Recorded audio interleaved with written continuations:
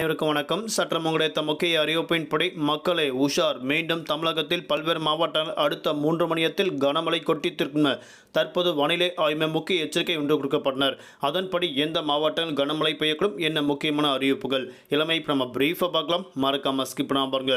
உங்களுக்கு கனமழை எச்சரிக்கை பற்றி பல்வேறு முக்கிய அறிவிப்புகள் உடனுக்குடன் துல்லியமாக தெரிந்து கொள்ள நம்மளோட சேனலை கீழே இருக்க பட்டனை கிளிக் பண்ணி சப்ஸ்கிரைப் பண்ணிக்கோங்க. பக்கத்தில் பெல் பட்டனை கிளிக் பண்ணிக்கோங்க. இந்த வீடியோ உங்களுக்கு பிடிச்சிருந்தா லைக் பண்ணுங்க. இப்போ வாங்க வீடியோக்குள் போகலாம். தமிழகத்தில் இந்த முறை பிப்ரவரி மாதம் இருந்து கடுமையான வெயில் வாட்டி வதைத்துள்ளது. ஆகையால் இந்த முறை கோடை வெயில் எப்படி இருக்குமோ என்ற பயத்தில் மக்கள் இருந்து வந்தனர். அந்த வகையில் மார்ச் மாதம் தொடக்கத்திலிருந்து குறிப்பிட்ட மாவட்டங்கள் கனமழையும் பல்வேறு மாவட்டங்கள் மிதமான மழை பெய்துள்ளது. இதன் காரணமாக தென்னிந்திய பகுதியில் மேல் வளிமண்டல கிழக்கும் காரணமாகவும் குறிப்பாக கிழக்கு மற்றும் மேற்கு திசை காற்று வேக மாறுபாடு காரணமாகவும் பூமத்திய ரோகையொட்டிய இந்திய பெருங்கடல் மற்றும் அதனையொட்டிய தென்கிழக்கு வங்கடல் பகுதியில் ஒரு வளிமண்டல கிழக்கு சுழற்சியின் காரணமாகவும் தமிழ்நாடு புதுவை காரைக்கால் பகுதியில் இன்றைய நாட்கள் குறிப்பிட்ட மாவட்டங்கள் கனமழையும் பல்வேறு மாவட்டங்கள் மிதமான மழை பெய்யவும் அறிவிக்கப்பட்டனர்.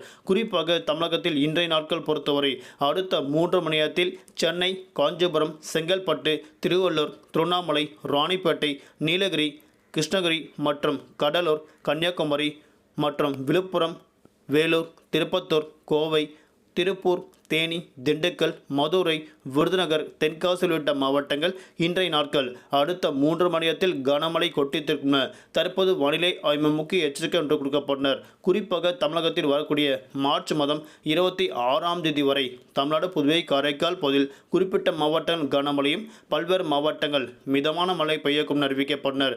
தமிழகத்தில் வரக்கூடிய ஏப்ரல் மாதம் முதல் இயல்பை விட கூடுதலாக வெயிலின் தாக்கம் 2 முதல் 4 டிகிரி செல்சியஸிற்கு பதிவாகும் தற்போது முக்கிய எச்சரிக்கை உண்டு கொடுக்கப்பட்டனர். தலைநகர் சென்னை பொறுத்தவரை வானம் பொதுவாக மேகமூட்டத்துடன் காணப்படும். நகரின் ஒரு சில பகுதிகள் லேசான மிதமழையும் அவ்வப்போது இடினக்கூடிய கனமழை பெய்யக்கூடும்.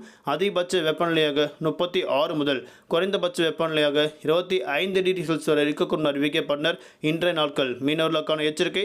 தென்னிந்திய பகுதியில் மற்றும் இந்திய மன்னர் வளைகுடா மற்றும் கன்னியாகுமரி கடலோர பகுதியில் சூறாவளி காற்று மணிக்கு 35 முதல் 45 கிலோமீட்டர் வேகத்தில் வீசிக்கொண்டால் மீனவர்கள் அப்பகுதிக்கு மட்டும் இன்றைய நாட்கள் மீன்பிடிக்க செல்ல வேண்டாம் என தற்போது மீனவர்களுக்கு முக்கிய எச்சரிக்கை என்று கொடுக்கப்பட்டனர். நன்றி, வணக்கம்.